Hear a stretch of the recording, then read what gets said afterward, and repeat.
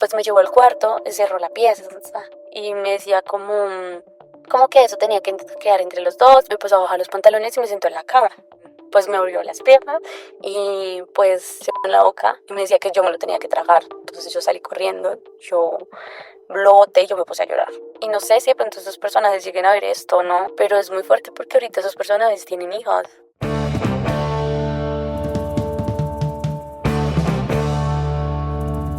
¿Qué tal, gente? ¿Cómo están? Bienvenidos a un nuevo episodio de Pillados. En esta ocasión tenemos nuevamente a Diana Marín. Nos está acompañando Diana nuevamente en el canal.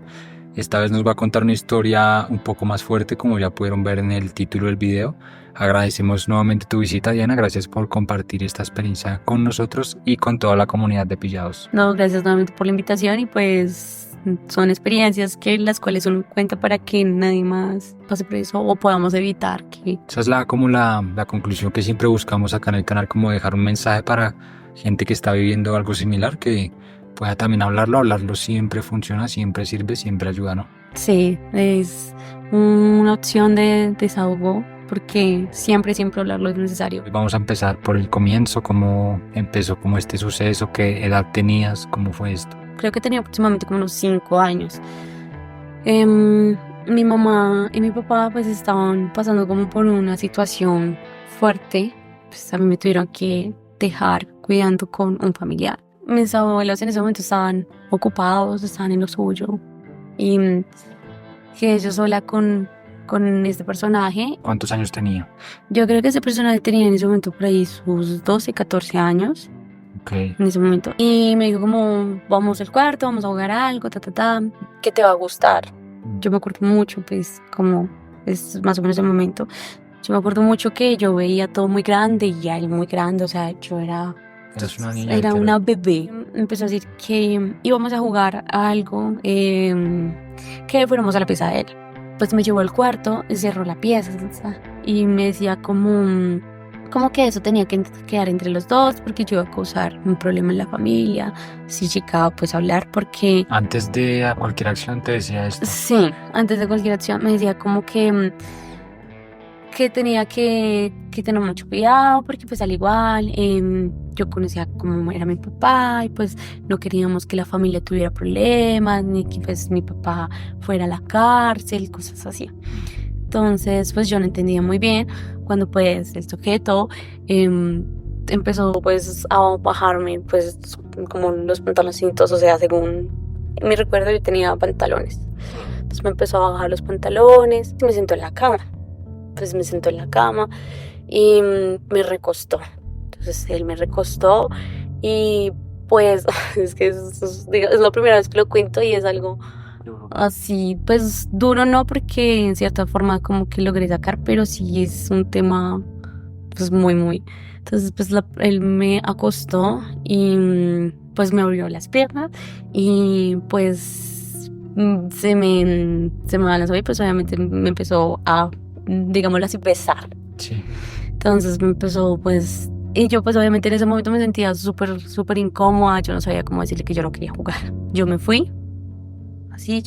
Era muy raro porque yo me preguntaba, o sea, yo me acuerdo que en medio de eso, yo me preguntaba qué clase de juego era ese, o sea, yo me preguntaba a quién le gustaba ese juego, ¿sí?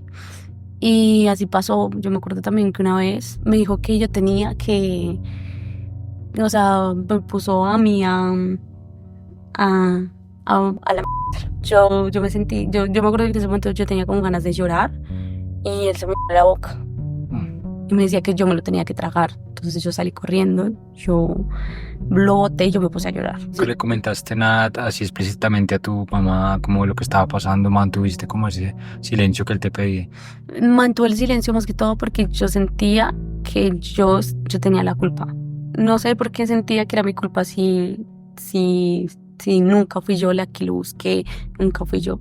Pero yo siento que él debió haber hecho algo y haberme dicho algo en ese entonces para que yo sintiera que era mi culpa. Ya después, a los años, yo tenía que por ahí unos 10 años, 10, 9 años. Hubo un inconveniente con mi hermana porque pues mi hermana ya era adolescente, todo el tema, entonces se escapó, bueno, se fue a la casa con unas amigas y todo el tema. Me fueron a buscarla o yo quedé sola con otro personaje. Y dividió en la historia un segundo personaje. Un segundo personaje. Ok. Este segundo personaje me dice como siéntese acá, vamos a hablar de algo que muy probablemente está haciendo su hermana y no quiero que usted lo haga. Entonces, lo que yo te decía la vez pasada, mi papá nos tuvo mucho como en un tabú de no hablar ciertas cosas son malas. Y pues obviamente a mí se me enseñaron que no tenías que permitir que nadie se te acercara así desde chiquita. Pero es muy complicado en el momento en que tú ya lo estás viviendo, ¿sí? Entonces te dicen a ti, ¿por qué no lo hablaste? Muchas niñas o muchos niños les dicen, ¿por qué no lo hablaste? ¿Por qué no dijiste? Porque no es un tema fácil de decirlo. Y muchas veces, digamos, lo que me faltó a mí es que me sentía mal y me sentía avergonzada de eso. Yo no quería que nadie se enterara de eso, ¿sí? Entonces, entre menos personas supieran, para mí mejor. Porque de cierta manera, como lo mencionabas, sentías que era tu culpa. Exactamente. Bueno, en ese momento entonces yo me senté ahí al lado de la persona. Me dijo como, yo le voy a enseñar a usted lo que se siente hacer esas cosas, entonces para que usted nunca las vaya a hacer. Entonces yo decía, ¿cómo así? ¿Qué cosas? Yo no entiendo. Entonces me empezó pues obviamente como a tocar y me recostó y pues yo me sentía muy incómoda, pero lo mismo, no podía decirle no podía parar. No, ¿qué está pasando? No sé el por qué, pero no podía decirle que no. Entonces yo me quedé así y el profesor pues no nos desnudó ni nada del tema, pero pues sí me tocó y se me acostó encima, ¿sí? Se me acostó encima y se me empezó a restregar, y era como si se estuviera viniendo, que hacía ruidos así, me decía, siéntalo, que eso es lo que se siente, eso es lo que se siente. Usted no tiene necesidad de saberlo ni sentirlo con nadie más, me decía. Entonces, pues, obviamente él se paró de mí y estoy 100% segura que no, o sea, tan solo rozándome. Y yo me paré, pues yo me fui a mi pieza a llorar y yo simplemente quería que ya llegara mi familia.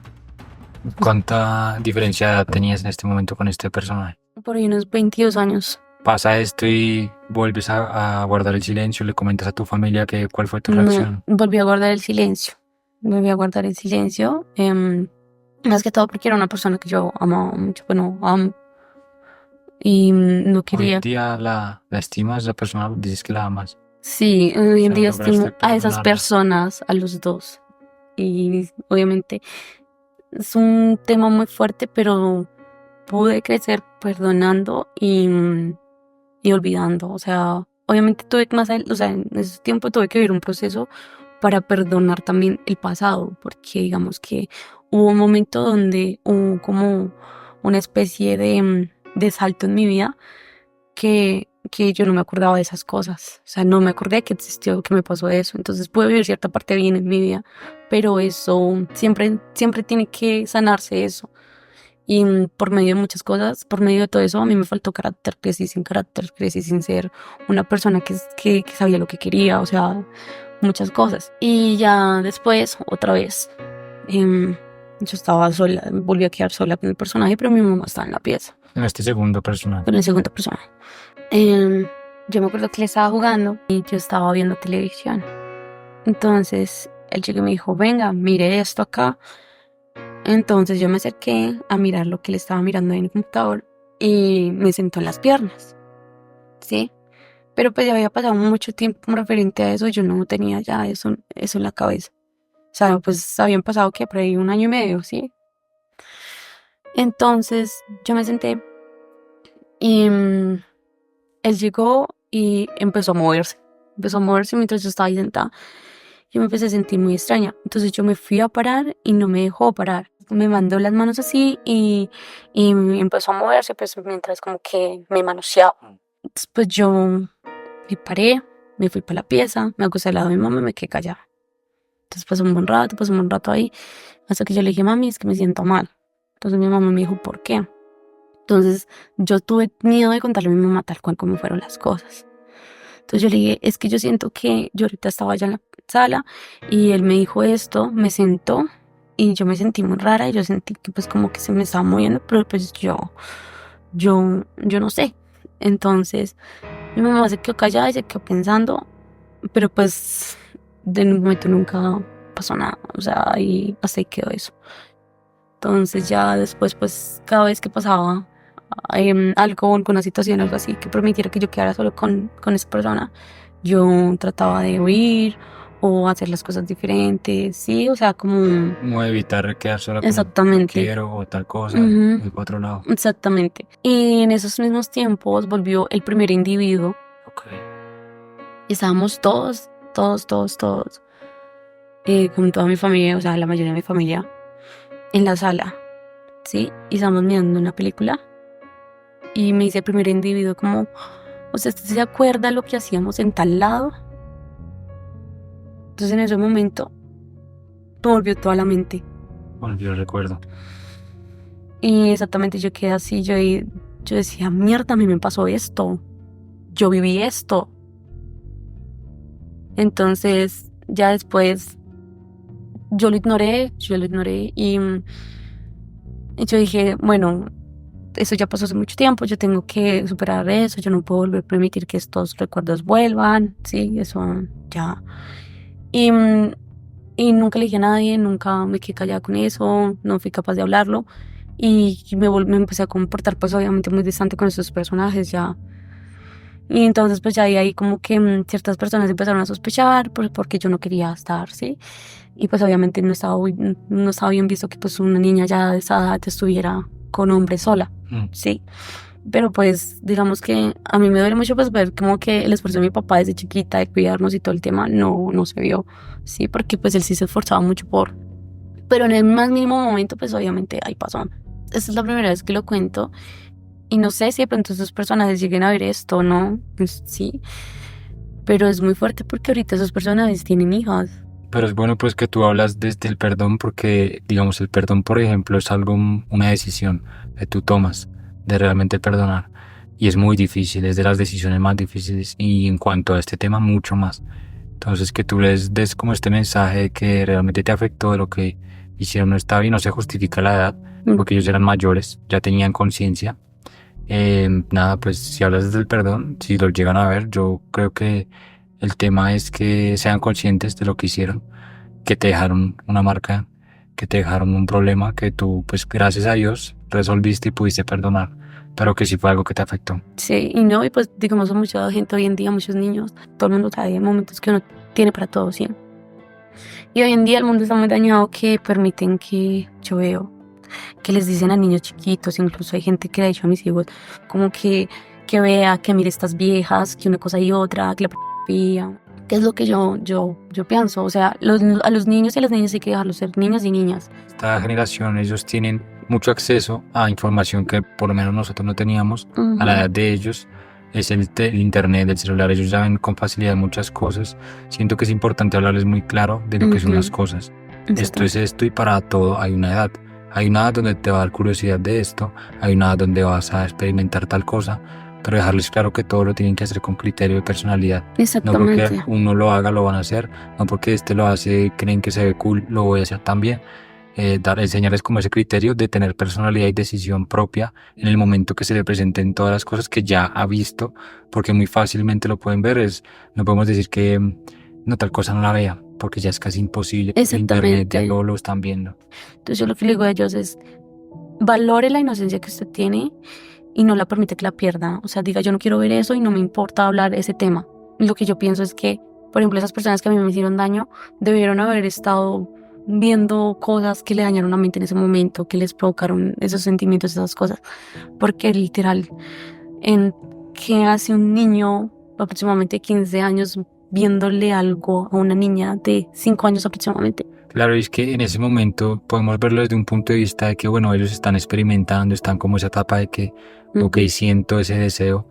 Tengan mucho cuidado con las decisiones que toman, porque una decisión mal tomada siendo joven, uno de joven piensa que nada va a pasar. Uno en la adolescencia se cree inmortal. Uno piensa que nada va a pasar, que la vida sigue, puedo hacer lo que quiera y nada me va a pasar.